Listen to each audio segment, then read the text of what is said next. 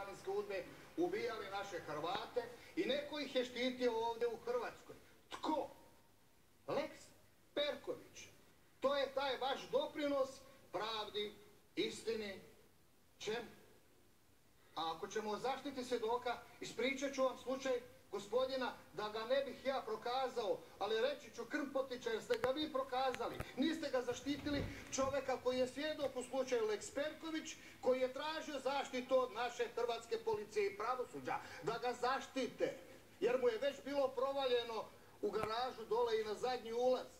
Išao sam ja provjeriti, mada vi niste.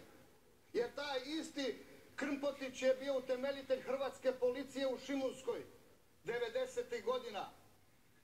I on nije zaštićen u svojoj domovini. Od koga? Od onih kojima bi bila želja da nestane Krmpotića, pa da nema ko svjedočiti u slučaju Lex Perkovića. Zar smo dotle došli? Dotle smo se spustili. Šta je sljedeće, ja vas pitam? Gdje su svi ti kosturi koji će još ispast? Potvorite te ormare, dajte da vidimo. Suočemo se s prošlošću. Idemo u budućnost.